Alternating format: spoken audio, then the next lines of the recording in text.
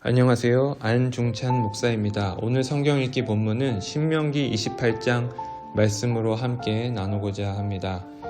신명기는 모세가 이스라엘 백성들에게 간곡하게 전하는 설교 메시지입니다. 이스라엘 백성들이 약속의 땅 가나안 땅에 들어가기 전에 꼭 그들이 잊지 말고 기억해야 하는 여러 가지 중요한 당부의 메시지가 신명기 안에 있습니다. 이스라엘 백성들은 아마도 설레는 마음으로 약속의 땅 가나안 땅을 기대했을 것입니다. 이제는 고생 끝 행복의 시작이라고 기대하며 그 땅에서 잘 정착하기를 바라고 원했을 것입니다. 바로 이러한 상황 가운데 신명기 28장은 어떤 하나님의 말씀을 이스라엘 백성들에게 전하고 있을까요? 신명기 28장은 1절부터 68절까지 정말 많은 내용을 포함하고 있는데요. 간략하게 두 가지를 말하고 있습니다. 첫째는 축복이고 둘째는 저주입니다. 그들이 순종을 하게 되면 그에 대한 축복들이 1절에서 14절까지의 말씀으로 말하고 있고요. 반대로 그들이 불순종하게 되면 그들이 받는 저주들은 15절부터 끝까지 68절까지의 말씀으로 이야기하고 있습니다. 그렇다면 우리가 내용을 살펴보기에 앞서서 주목할 점이 있는데요. 왜 축복은 1절부터 14절까지의 비교적 짧은 내용인데 불순종의 메시지는 15절부터 68절까지 상당한 많은 내용을 다루고 있을까요? 이스라엘 백성들에게 정말 조심하라는 메시지를 간곡하게 하고 있다는 것입니다. 그들이 약속의 땅에서 순종을 한다면 하나님의 축복을 누리게 될 수 있지만 그들이 불순종한다면 하나님의 저주를 받게 되는데 하나님의 심판과 저주를 더더욱 기억하면서 그들이 삶과 하나님의 말씀을 지켜 행하라는 것입니다. 그래서요, 한번 적용해 봅시다. 오늘날 우리 기독교인들이 예수님을 생각할 때, 하나님의 말씀을 생각할 때 가볍게 생각하지는 않습니까? 상황 봐서 주님의 뜻을 지킬 수 있으면 지키고 아니면 말고식으로 하나님의 명령을 만만하게 여기지는 않습니까? 하나님은 사랑이시고 모든 사람들에게 자비와 충만한 은혜를 베푸시기도 하지만 주님의 뜻에 순종하지 않을 때는 애누리 없다는 것입니다.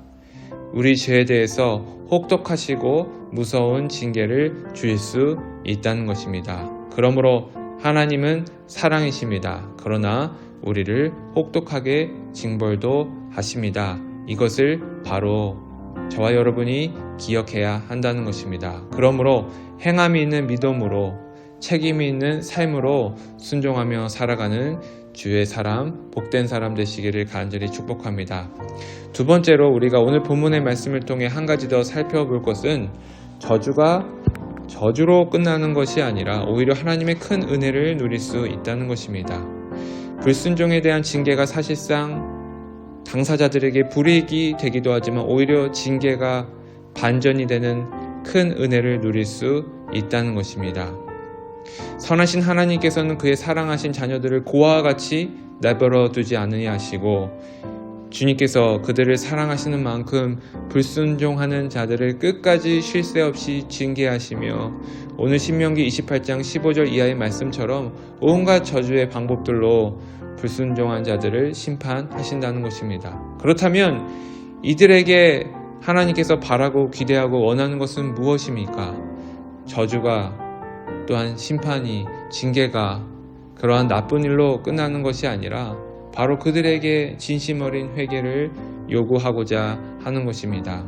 비록 신명기 28장 15절에서 68절까지는 온갖 다양한 종류의 징계와 저주들이 있지만 그것의 목적은 결국 하나님의 백성들의 진심 어린 회개를 촉구하는 것입니다.